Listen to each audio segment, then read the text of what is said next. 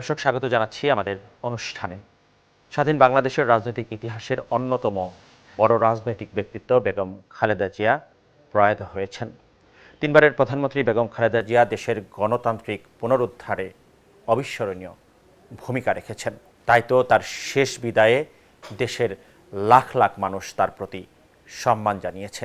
বেগম খালেদা জিয়ার রাজনৈতিক জীবন, তার রাষ্ট্রচিন্তা, তার দর্শন এসব নিয়ে কথা বলার জন্য আজ আমাদের সাথে আছেন দেশের বিশিষ্ট বুদ্ধিজীবী, ঢাকা বিশ্ববিদ্যালয়ের সাবেক উপাচার্য এবং বিশ্ববিদ্যালয় মঞ্জুরি কমিশনের চেয়ারম্যান জনাব অধ্যাপক ডক্টর এস.এম.এ. ফায়েজ।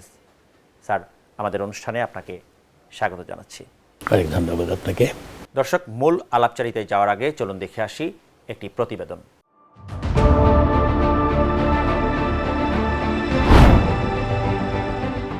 সমকালীন বিশ্ব রাজনীতিতে নারীর অধিকার ও রাজনীতিতে নারীদের অংশগ্রহণ নিয়ে যখন তুমুল আলোচনা, সে সময় তৃতীয় বিশ্বের বাংলাদেশের উত্তাল রাজনীতিতে আপোষহীন নেত্রী হয়ে উঠেছিলেন বেগম খালেদা জিয়া। ১৯৯১ সালে খালেদা জিয়া যখন প্রথমবার প্রধানমন্ত্রী হন, তিনি ছিলেন মুসলিম বিশ্বের দ্বিতীয় নারী প্রধানমন্ত্রী। আপোষহীন নেতৃত্ব, দৃঢ় প্রত্যয় আর সংগ্রামী জীবনের প্রতীক বেগম খালেদা জিয়া ৩০ ডিসেম্বর রাজধানীর এভারকেয়ার হাসপাতালে ৮০ বছর বয়সে ইহলোক ত্যাগ করেন। বেগম খালেদা জিয়ার প্রস্থানে কেবল একটি অধ্যায়ের ইতি নয়, বাংলাদেশের রাজনৈতিক ইতিহাসে এক বর্ণাঢ্য, আবেগঘন ও সংগ্রামমুখর অধ্যায় চিরতরে স্মৃতিতে পরিণত হল। বেগম খালেদা জিয়ার জন্ম ১৯৪৫ সালের ১৫ই আগস্ট দিনাজপুর জেলার এক সম্ভ্রান্ত মুসলিম পরিবারে। তার পিতা ইস্কান্দার মজুমদার ছিলেন একজন ব্যবসায়ী এবং সমাজে সম্মানিত ব্যক্তি। শৈশব থেকেই খালেদা জিয়ার জীবন ছিল শালীনতা, সংযম ও পারিবারিক মূল্যবোধে গড়া। খালেদা জিয়া ছিলেন একজন স্নিগ্ধ, ভদ্র ও পরিবার কেন্দ্রিক তরুণী। ব্যক্তিত্বে ছিলেন শান্ত ও দৃঢ়। বেগম খালেদা জিয়ার ব্যক্তিগত জীবনের মোড় ঘুরে যায় ১৯৬০ সালে, যখন তিনি তৎকালীন পাকিস্তান সেনাবাহিনীর কর্মকর্তা জিয়াউর রহমানের সঙ্গে বিবাহ বন্ধনে আবদ্ধ হন। এই বিয়ে তার জীবনে শুধু পারিবারিক সম্পর্কই নয়, ভবিষ্যতের এক অনিবার্য রাজনৈতিক পথের সূচনা করে দেয়।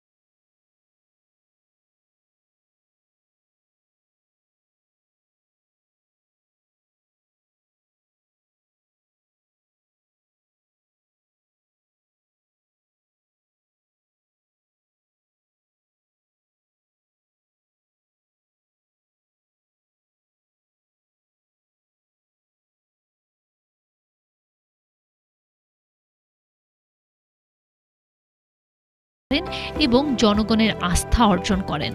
গণতন্ত্র পুনরুদ্ধারের আন্দোলন, বহুদলীয় রাজনীতির প্রাতিষ্ঠানিক রূপ দেয়া, সংসদীয় গণতন্ত্র পুনঃপ্রতিষ্ঠা, এই সব কিছুতেই তার ভূমিকা ছিল সুস্পষ্ট ও ঐতিহাসিক।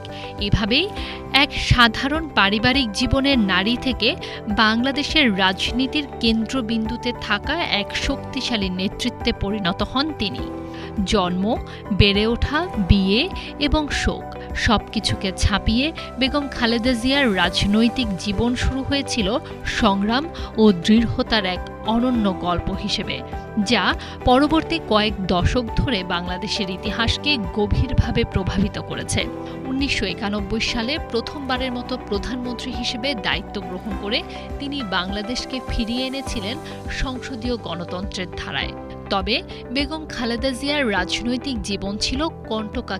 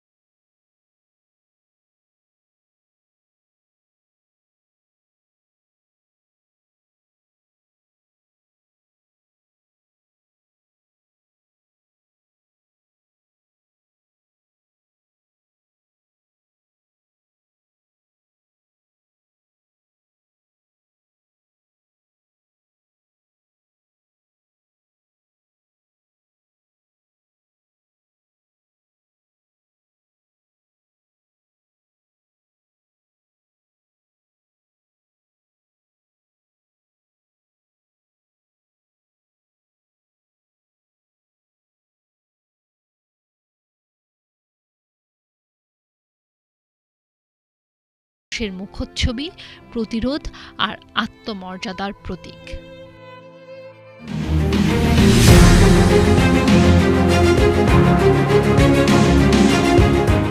স্যার, বেগম খালেদা জিয়া তিনি ৮০ বছর বয়সে প্রয়াত হলেন। তার শেষ বিদায়ে বাংলাদেশের লাখ লাখ মানুষ তার জানাজায় শরিক হয়েছেন। একজন রাজনীতিবিদের প্রতি মানুষের যে অকুণ্ঠ ভালোবাসা, তার প্রতি সম্মান, এই বিষয়টিকে কিভাবে দেখছেন? বেগম খালেদা জিয়া উনি যে দল মতের ঊর্ধ্বে যে অবস্থানটা, যেটা যে জন্য ওনাকে বলা হয় দেশনেত্রী, এটা কতটুকু উচ্চ মাপের উনি ছিলেন এটা তো প্রতিনিয়ত আমরা লক্ষ্য করেছি। প্রবাদ বিস্ময়ে দেখলাম, মানে মানুষের স্রোত, এত শ্রদ্ধা জানাতে এসছে সবাই। এরা কিন্তু সবাই কোনো একটা পার্টিকুলার দলে বিলং করে না, এরা দল মতের ঊর্ধ্বে থেকে ম্যাডাম খালেদা জিয়ার প্রতি তাদের যে শ্রদ্ধা, সেটার বহিঃপ্রকাশ দেখলাম। তা আমি স্বাভাবিকভাবেই প্রথমে ম্যাডাম খালেদা জিয়ার প্রতি গভীর শ্রদ্ধা জানাচ্ছি, তার রুহের মাগফিরাত কামনা করছি। পরিবারের সদস্যদের প্রতি আমি গভীর সমবেদনা জানাচ্ছি, একই সাথে দেশবাসীর প্রতি গভীর সমবেদনা জানাচ্ছি, কেননা উনি সবার নেত্রী ছিলেন এবং দ্যাট ইজ অ্যান এক্সাম্পল। এবং শুধু দেশের মধ্যে না, বিদেশেও যে ওনার কতটুকু ওনার প্রতি সবাই শ্রদ্ধাশীল ছিল সেটা তো দেখলাম। এত শর্ট নোটিশে কত দেশ থেকে তারা রাষ্ট্রের গুরুত্বপূর্ণ ব্যক্তিবর্গ আসলেন, এখানকার রাষ্ট্রদূত যারা আছেন তারা সবাই অংশগ্রহণ করলেন। আর এমন জানাজা তো পৃথিবীর ইতিহাসে আর হয়নি। This is unique example. আমি তো ওনাকে চিনতাম বহুদিন থেকে, সবাই ওনার প্রতি অনেক শ্রদ্ধাশীল ছিলেন। ৩৫ বছর বয়সে উনি ওনার স্বামীকে হারালেন। তারপর থেকেই দেখছি ওনাকে বিভিন্নভাবে, কিন্তু সামনাসামনি দেখা হলো ৯০-এর আগে কোনো একটা অনুষ্ঠানে, একটা কমিউনিটি সেন্টারে। এই ছাত্র নেতৃবৃন্দ এবং দলের নেতৃবৃন্দ আমাকে নিয়ে গেল ওনার সামনে। ও মাই গডনেস, মানে মনে হলো যেন I was standing in front of an Angel. কি ক্যারিশমা তার মধ্যে, আই ওয়াজ অ্যামেজড। ওনার ব্যবহার, ওনার কথাবার্তা। বাংলাদেশের ইতিহাসে তো বটেই বলা হচ্ছে যে দক্ষিণ এশিয়ার অন্যতম বড় গণজমায়েত এবং পৃথিবীর চতুর্থ বৃহত্তম গণজমায়েত তার জানাজাকে কেন্দ্র করা হয়েছে। তার প্রতি মানুষের এই বিরল সম্মান, এই আবেগ, এটা কিভাবে অর্জন করেন? উনি দেশকে ভালোবাসতেন, যেমনটি করে দেশের জনগণকে ভালোবাসতেন। এই জন্যই তো উনি দেশনেত্রী। এবং এটা রিফ্লেকশন আমরা বারবার পেয়েছি, আনথিঙ্কেবল, বিয়ন্ড ইমাজিনেশন। এবং এত শর্ট টাইমের মধ্যে কি জনস্রোত দেখলাম আমরা, মানুষের যে রেসপেক্ট, অনেকে কাঁদছিল। তা এতে উনি তো জনগণকে ভালোবাসতেন, দেশের লোকদের ভালোর জন্য প্রচুর কাজ করার চেষ্টা করতেন। এবং সেখানে দলমতের ঊর্ধ্বে ওঠার চেষ্টা করতেন। আমি যখন পাবলিক সার্ভিস কমিশনের চেয়ারম্যান হলাম, উনি আমাকে বাসায় ডেকেই কনভিন্স করলেন। এরপরে কোনো দিন কোনো রকমের যে কারোর সুপারিশ করা, কোনো তালিকা, কোনো ইন্টারফারেন্স একেবারেই ছিল না। উনি মনে করতেন অ্যাবসলিউটলি মেরিটের উপরে বেসিস করে আসুক এবং এখানে কোনো রকম ইন্টারফারেন্স চলবে না।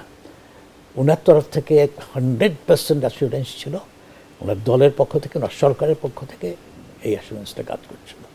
তা উনি ডেফিনেটলি মেরিট, মানুষকে তার পরিচয় দিয়ে বিবেচনা করতেন, মেরিট দিয়ে বিবেচনা করতেন, যোগ্যতা দিয়ে বিবেচনা করতেন, দলমতের ঊর্ধ্বে ওঠার চেষ্টা করতেন। স্যার, গত 15 বছরে যদি আমরা দেখি ফ্যাসিস্ট সরকারের সময় তার উপর নির্যাতনের মাত্রাটা ছিল অন্যরকম। তিনি সাবেক 3 বারের প্রধানমন্ত্রী, কিন্তু তাকে মিথ্যা মামলায় দীর্ঘদিন কারাগারে থাকতে হয়েছে। তারপরেও তিনি মাটি আঁকড়ে দেশের মানুষের পাশে ছিলেন, তার দলের নেতাকর্মীদের পাশে ছিলেন। এই ফেসিবাদী আওয়ামী চরম অপশাসনের সময় তিনি সাধারণ মানুষ কিংবা দলের নেতাকর্মীদের কিভাবে প্রভাবিত করেছেন গণতান্ত্রিক আন্দোলনে ভূমিকা রাখতে? ওনার প্রতি যে অবিচারটা করা হয়েছে এটা মানুষ ভুলবে না। ওনাকে যে এলডারি অবস্থায় ওনাকে যেরকম কষ্ট দেওয়া হলো, জেলে রাখা হলো এবং তিলে তিলে মৃত্যুর দিকে ঠেলে দেওয়া হলো, আমার তো মনে হয় উনি আরও বহুদিন বেঁচে থাকতে পারতেন ইনশাআল্লাহ, কিন্তু এটা তো সম্ভব হলো না, বিকজ শি ওয়াজ টর্চার্ড। ওনার প্রতি দারুণ অবিচার করা হয়েছে। এটা অনেক ধরনের অবিচার হয়েছে গত বেশ কিছু বছরে। তার প্রতি অভিযানটা, এটা definitely people won't forget about it. তাকে বাসা থেকে বের করে দেওয়া হলো। এটা চিন্তা করা যায়, এতদিন যেখানে ওনার স্বামীকে নিয়ে উনি বাচ্চাদের নিয়ে বসবাস করতেন, সেখান থেকে বের করে দেওয়া হলো, যেভাবে বের করে দেওয়া হলো, আনথিঙ্কেবল। এই অপমানটা করার চেষ্টা করা হবে, এটা উনি কিন্তু এই রকমের ধারে কাছে ছিলেন না। উনি মানুষকে অপমান করতেন না, মানুষকে সম্মানের চোখে দেখতেন। অথচ ওনাকে পদে পদে অপমানিত করা হয়েছে, টর্চার করা হয়েছে tremendously, because she was so popular, because she was a real personality, she was a leader, she was a commander who earned respect from all quarters. Naturally, হিংসা এখানে কাজ করেছে, তার প্রতি হিংসা। এবং তাকে তো বললাম যে আমি যখন প্রথম দেখলাম, আমি মনে হলো যে আমি একজন অ্যাঞ্জেলের সামনে দাঁড়িয়ে আছি।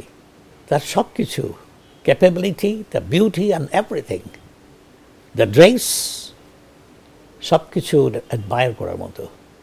তো এটা ডেফিনেটলি, এটা আমি বলবো হিংসা কাজ করেছে এখানে, ওনার প্রতি যে অবিচারটা করা হয়েছে। তাকে কন্ট্রোল করা গেলে ক্ষমতা নিরঙ্কুশ করা যাবে, দীর্ঘায়িত করা যাবে। ডেফিনেটলি এটা তো এটাই ছিল উদ্দেশ্য। এটা দারুণ অবিচার, দারুণভাবে ওনাকে কষ্ট দেওয়া হয়েছে, হোল ফ্যামিলিকে, এবং ওনার বাচ্চাদেরকে ওনার থেকে এত দূরে রাখা হলো। Uncompromising leader she was. এ তো পদে পদে দেখেছি, এরশাদ সাহেবের আমি দেখেছি।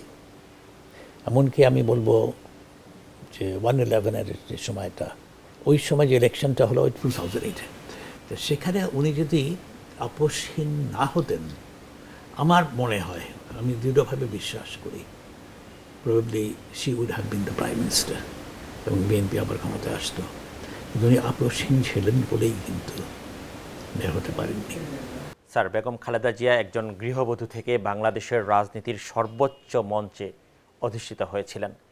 সামরিক শাসনের বিরুদ্ধে তার যে আপোষহীন ভূমিকা, পরবর্তীতে গণতন্ত্র পুনরুদ্ধারে তার যে ঐতিহাসিক ভূমিকা, এই বিষয়টাকে কীভাবে মূল্যায়ন করবেন?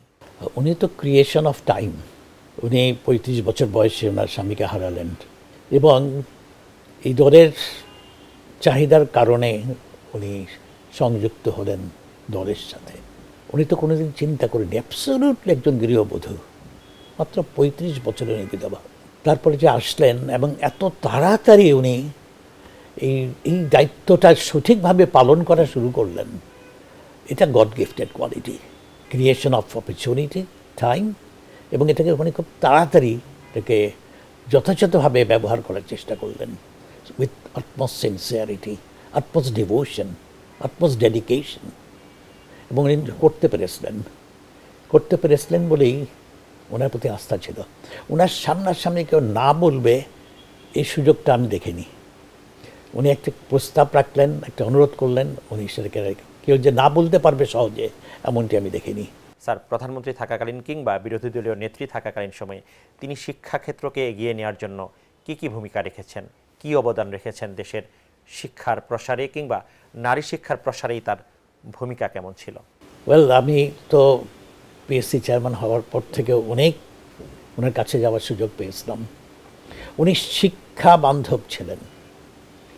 কতটা ছিলেন, ঢাকা ইউনিভার্সিটিতে যখন আসলেন তখন আমি ভাইস চ্যান্সেলর ঢাকা ইউনিভার্সিটির। আমি ওনাকে বলেছিলাম যে দেখেন, শিক্ষকরা যে স্যালারি পায়, তারপরে রিটায়ার করার পরে তাদের একটা মাথা গুঁজার জায়গা থাকে না, এবং প্রাইভেট প্রপার্টি তারা কিনতে পারবে এমন বিয়ন্ড ইমাজিনেশন। এরা অনেকেই অ্যাপ্লাই করেছে উত্তরায় প্লটের জন্য।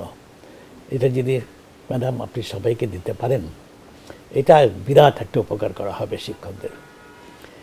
অ্যাকচুয়ালি শি অ্যানাউন্স দ্যাট, এবং ইট ওয়াজ ইমপ্লিমেন্টেড।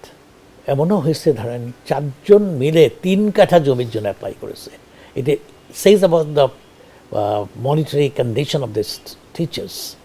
বাধ্য হয়ে 4 জন মিলে 3 কাঠার জন্য অ্যাপ্লাই করেছে, দে গট ইট। তো এমনটি করে সব শিক্ষক যারা অ্যাপ্লাই করেছিল, দে গট দ্য প্রপার্টি দিয়ে উত্তরায়। এটা শিক্ষকদের কল্যাণে উনি বিশাল একটা ভূমিকা রাখলেন। মেয়েদের হলের ব্যাপারে ওখানে একটা সমস্যা ছিল আমাদের।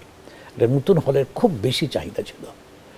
কার্জন হলের ঠিক উল্টা দিকে, যেটা সিটি কর্পোরেশনের নিয়ন্ত্রণে ছিল, তার আগে ছিল রেলওয়ের, এটিকে উনি সাথে সাথে দিয়ে দিলেন। তারপরে উনি ইউনিভার্সিটি গ্রান্টস কমিশনে এখানে যে প্রাইম মিনিস্টার্স গোল্ড মেডেল উনি প্রচলন করলেন। এই আমাদের পাশের শেরে বাংলা কৃষি বিশ্ববিদ্যালয় উনি সেটা এস্টাবলিশ করলেন। তারপরে জাতীয় বিশ্ববিদ্যালয়, ওপেন ইউনিভার্সিটি তার সময় এগুলো কিন্তু দেখেন, আজকে আমরা তো দেখেছি অনেক দূর দূরান্তরে বিভিন্ন বিশ্ববিদ্যালয়ের সৃষ্টি হয়েছে। এগুলোর প্রয়োজন ছিল না বলে আমরা দৃঢ়ভাবে বিশ্বাস করি, কিন্তু উনি যেগুলো করলেন অত্যন্ত প্রয়োজন ছিল। জগন্নাথ ইউনিভার্সিটি, এটাকে একটা ইউনিভার্সিটির রূপ দিলেন। উনি শিক্ষার ক্ষেত্রে এবং শিক্ষকদের প্রতি দারুণ পজিটিভ ছিলেন, সেটা ছেলে হোক আর মেয়ে হোক। নারী শিক্ষার কথা বারবার উঠে আসছে, অবশ্যই তার টাইমে নারী শিক্ষায় যথেষ্ট গুরুত্ব পেয়েছে। আমি বলবো ওভারঅল শিক্ষা গুরুত্ব পেয়েছে ওনার সময়, যতবার উনি প্রাইম মিনিস্টার ছিলেন। উনি তো জীবনে কোনদিন ভোটে হারেননি। যে কটা জায়গায় উনি ভোটে দাঁড়াইছেন, যে কটা কনস্টিটিউয়েন্সিতে, সবগুলো বিশাল ব্যবধানে জিতেছেন। স্যার, 3 বারের প্রধানমন্ত্রী বেগম খালেদা জিয়াকে আপনি অনেক কাছ থেকে দেখেছেন। তার রাষ্ট্রচিন্তা, তার দর্শন, কিভাবে তিনি প্রভাব বিস্তার করতেন, কিভাবে তিনি চিন্তা করতেন, কিংবা রাষ্ট্র পরিচালনায় তার ভাবনা কিভাবে প্রতিফলিত হয়েছে? উনি অবশ্যই দেশকে দারুণ ভালোবাসতেন, দারুণভাবে দেশের জন্য চিন্তা করতেন, স্বাভাবিকভাবে মানুষের জন্য চিন্তা করতেন। মানুষের প্রতি তার ভালোবাসা, দেশের প্রতি মমত্ববোধ, যে আমার একটা দেশ, এই দেশকে গড়তে হবে। উনি যা করেছেন তার চেয়ে বেশি করতে পারতেন বলে আমি মনে করি, provided she got the support from the quarters. কিন্তু পদে পদে যখন উনি সরকারে ছিলেন তখনও বাধা দেওয়া হয়েছে। পদে পদে ওনার প্রতি একটা অন্য ধরনের ফিলিং কাজ করেছে, যে কারণে উনি যদি সাপোর্টটা পেতেন from all wakes of life, তাহলে কিন্তু হয়তো উনি আরও অনেক কাজ করতে পারতেন। আমি মনে যে আজকে যে জনাব Tarique Rahman, he is a leader because of his mother, because of his father, and he is a leader because he will achieve the charisma of his father and mother. এই দুটো মিলেই আজকে তারেক রহমান সাহেব যে অবস্থায়, সেই অবস্থা আছে। ওনার রেসপন্সিবিলিটি অনেক বেড়ে গেল। তা ন্যাচারালি ওনাকে যে মানুষের প্রত্যাশা ওনার প্রতি অনেক বেড়ে গিয়েছে। এটা তো বিরল দৃষ্টান্ত যে এইরকম একটা বাবা মার সন্তান, সে সুযোগ। আমি জানি না কে ইলেকশনে আসবে, যদি ইলেকশনে বিএনপি আসে, ডেফিনেটলি ওনার দায়িত্ব অনেক বেড়ে গেছে। চ্যালেঞ্জ, সিরিয়াস চ্যালেঞ্জ আবার অপরচুনিটিও বটে। এই চ্যালেঞ্জকে যে মোকাবেলা করে ওভারকাম করে এগিয়ে চলা, that is also an opportunity. তো সেটা আশা করি উনি পারবেন, provided he has a good team, A team of both well, senior and younger generation, very dedicated, এবং যথেষ্ট পরিমাণে সততার সাথে যারা কাজ করবে, অনেস্ট, কারাপশন থেকে যারা দূরে থাকবে। কিন্তু এটা হওয়া খুবই কষ্টকর। এই গ্রাসরুট লেভেলে সবাই যে অনেস্টলি কাজ করবে বা সব কিছু তার যিনি প্রধানমন্ত্রী হবেন তার জন্য নিয়ন্ত্রণ করা সম্ভব হবে তা না। ওনার যে মানুষ চারিদিকে ছড়িয়ে আছে, যারা লিডারশিপ দিচ্ছে গ্রামে গঞ্জে সিটিতে, তাদের রেসপন্সিবিলিটি এটা দেখা। একটা জিনিস মনে রাখতে হবে, এই যে তরুণরা যে ভূমিকা রাখলো জুলাই আন্দোলনে, কি স্যাক্রিফাইস তারা করলো, কি ডিটারমিনেশন, ডেডিকেশন, ডিভোশন তাদের মধ্যে কাজ করলো, এবং জানের কোনো মায়া ছিল না তাদের। এই যে একজনকে মারছে কিন্তু পাশের থেকে কেউ সরছে না, এই যে একটা জিনিসটা জীবন বাজি রেখে তার যে অংশগ্রহণ করলো, ন্যাচারালি তাদের জায়গাটাও মনে রাখতে হবে। তারা একটা নতুন একটা বাংলাদেশের সৃষ্টি করলো নতুনভাবে। স্যার, বর্তমান কিংবা ভবিষ্যৎ রাজনীতিতে বেগম খালেদা জিয়ার আদর্শ, তার দর্শন কিভাবে প্রভাব ফেলতে পারবে, কিংবা তার রাজনৈতিক পরিশীলতা, তার শিষ্টাচার তরুণ প্রজন্ম এখান থেকে কি শিখতে পারে, কিংবা তরুণ রাজনীতিবিদ যারা বিএনপির কিংবা অন্য যে কোনো দলের হয়ে কাজ করেন তারা বেগম খালেদা জিয়ার এই দর্শন আদর্শ থেকে কিভাবে শিক্ষা নিতে পারে? এটা স্পন্টেনিয়াসলি হবে, যেমনটি করে জুলাই আন্দোলনের কথা বললাম, স্পন্টেনিয়াসলি আসবে। এই যে মানুষের অংশগ্রহণ স্পন্টেনিয়াস, এটাকে যে চেষ্টার মধ্যে দিয়ে আনতে হবে, তার যে একটা অটোমেটিকলি চলে আসে, মানুষের হৃদয়ে কতগুলো জিনিস পথিত হয়ে যায়। I have seen her that way. Let me try my best to behave accordingly. এটা আমি মনে করি these are examples. সবসময় হয় না, একজন মানুষ আসে এক্সাম্পল সৃষ্টি করে, আবার হয়তো এর মধ্যে থেকে নতুন নেতৃত্ব আসবে, ওনার সমান হওয়ার চেষ্টা করবে, ওনার চেয়ে বেশি অবদান রাখার চেষ্টা করবে বলে আশা করা উচিত। আমি তরুণদের ব্যাপারে ভীষণ আশাবাদী প্রথম থেকেই। আমি তো বলি যে I was never as intelligent as the young generation is today. এরা হাইলি ইন্টেলিজেন্ট। স্যার, আপনাকে অনেক ধন্যবাদ আমাদের সময় দেওয়ার জন্য। দর্শক, আজকের মতো বিদায় নিচ্ছি। দেখা হবে আগামী পর্বে অন্য কোনো অতিথিকে সাথে নিয়ে। সে পর্যন্ত ভালো থাকুন। আল্লাহ হাফেজ।